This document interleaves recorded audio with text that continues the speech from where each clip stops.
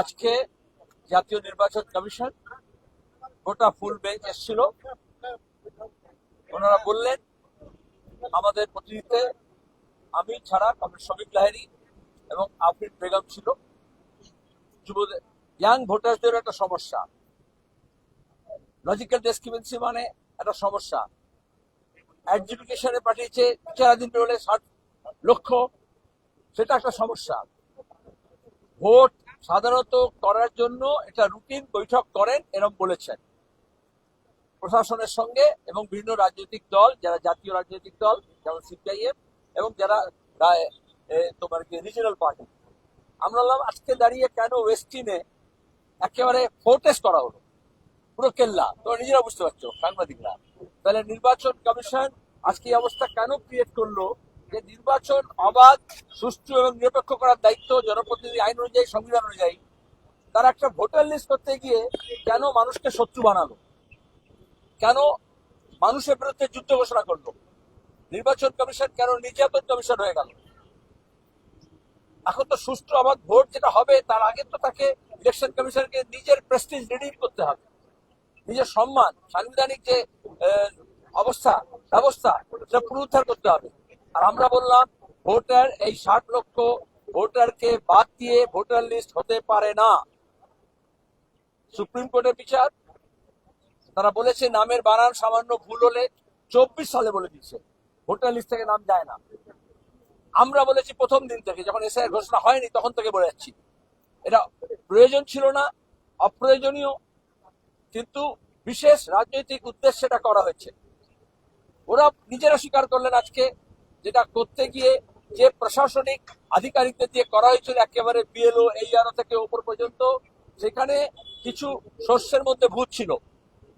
আমরা বললাম কিছু না, একজন দুজনের বিরুদ্ধে ব্যবস্থা নিয়েছে। যখন স্বীকার করছেন এত গন্ডগোল পাকানো হয়েছে কারণ প্রশাসনিক আধিকারিকরা যারা যুক্ত ছিলেন এই প্রক্রিয়ার মধ্যে তারা সবটা করেননি, তাহলে তাদের বিরুদ্ধে কি ব্যবস্থা নিচ্ছেন জানাতে হবে। তাহলে আবার ভোট তাদেরকে দিয়ে তো করানো হবে।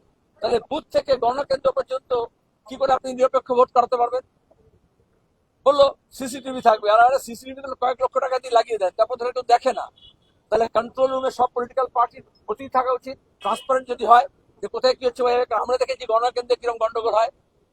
আমরা বলেছি যে নতুন ভোটার, এই যে আফরিন বলেছে সেটা 18 বছরের ভোটাধিকার আমরা লড়েছিলাম, অথচ হায়ার সেকেন্ডারি পাস করেছে, মাধ্যমিক পরীক্ষা দিচ্ছে গত কয়েক বছর ধরে। আমাদের যে জন্মহার সে অনুযায়ী কেন 18 বছর থেকে 21 বছরের ভোটাধিকার পেল না? আমরাই তো প্রথম 18 বছর ভোটাধিকার করেছিলাম পশ্চিমবঙ্গে। ওরা বললো ফর্ম 6 ভরে দিলে সবার হবে, যাদের নাম নেই তারা ফর্ম 6 করলেই হয়ে যাবে। আমরা বললাম যে ওটা শুধু অনলাইনে করলে কি করে হবে? কারণ যারা গরিব প্রান্তিক মানুষ, আদিবাসী, তপশিলি, মতুয়া, উদ্বাস্তু, সংখ্যালঘু, আর্থিকভাবে দুর্বল, তারা বিএলএরা করে দেবে। আমরা আমাদের লোকজন বলছি আমরা বিএলএরা সব দেওয়ার পরও ম্যাপিং এ বাদ পড়লো কেন?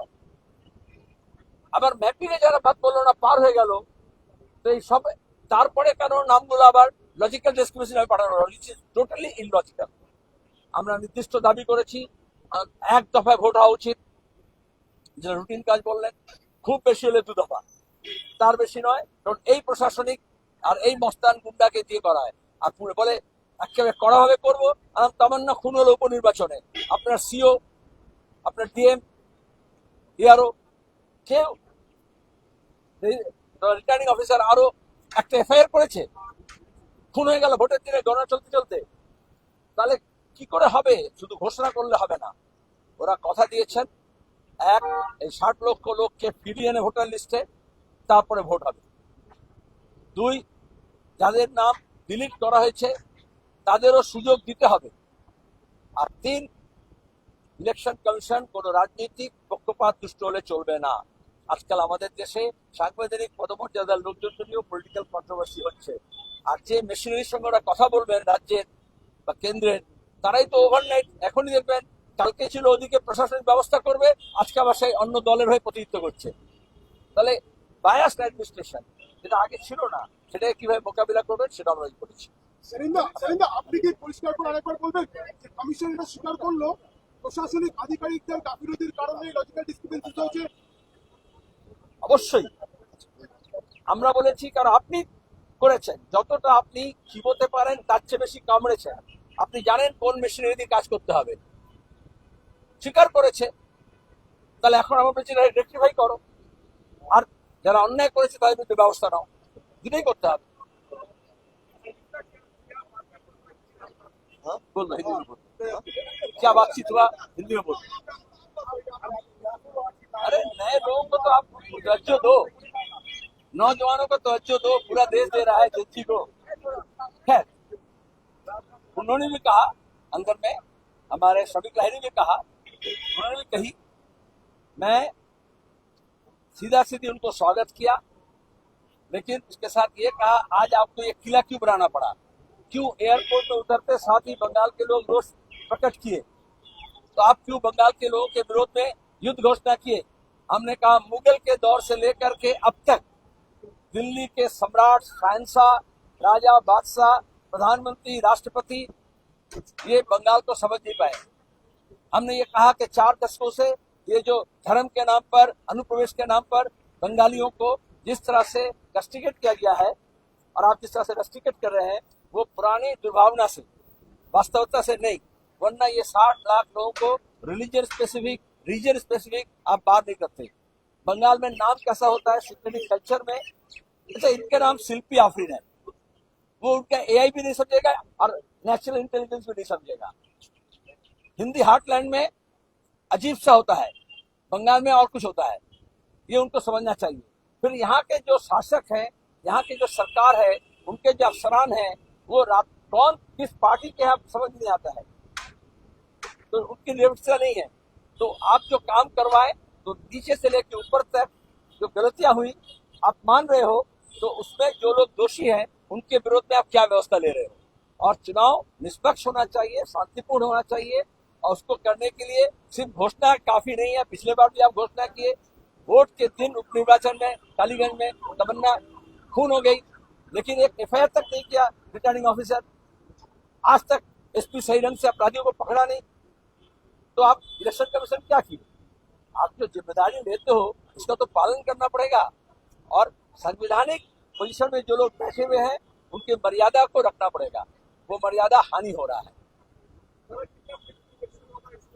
हमने मांग किया है 1 फेज में होना चाहिए, बहुत ज्यादा होगा तो 2 फेज में होना चाहिए, क्योंकि वही गुंडे, वही बदमाश, वही शासकीय अफसर और पुलिस का हिस्सा जो राज्यसभा मेंबर बनने के लिए पहले से ही तृणमूल का होकर काम करता है, उसको घुमा घुमा करके चुनाव करवाया जाता है। आप देखोगे अभी जब पोजीशन चेंज हो रहा है, पोस्टिंग हो रहा है, बड़े बड़े WBCS, IAS, IPS का, WPS का, जिसमें समझा जाएगा कि चुनाव में कौन लोग तृणमूल करने के लिए माहिर है, उनका इस्तेमाल किया जा रहा है। तो आप इसी से करवाएंगे तो आपको इसके बारे में बहुत चौकसी बरतना पड़ेगा। हमने अंदर में नहीं कहा, लेकिन आप जब ये सवाल किए, ज्ञानेश कुमार से बात करके ये लगा कि बंगाल में आने के बाद कल के एयरपोर्ट में हमारे वाम पक्ष की तरफ से नौजवान महिलाएं जिस तरह से प्रदर्शन किए, हमने यहाँ जो बात किया तो उनका ज्ञान चक्षु उन्मिलित होगा। हम ये मानते हैं कि वो आर्टिफिशियल इंटेलिजेंस से काम नहीं करेंगे, ऐप्स के द्वारा काम नहीं करेंगे, वो अपना बुद्धि लगाएंगे, अपना ज्ञान लगाएंगे, और संविधान में और कानून में जो बात कहा गया है उसका पालन करेंगे। এই ভিডিওটিকে লাইক করুন, আপনার গুরুত্বপূর্ণ মতামত কমেন্টের মাধ্যমে আমাদের জানান, এবং আমাদের চ্যানেলের ভিডিও সবার আগে দেখার জন্য ইউটিউবে গণশক্তিকে সাবস্ক্রাইব করুন, ফেসবুকে ফলো করুন এবং শেয়ার করুন আপনার পরিচিতদের মধ্যে। আমাদের চ্যানেলে আপলোড হওয়া ভিডিও নোটিফিকেশন পেতে বেল আইকনটি ক্লিক করতে ভুলবেন না।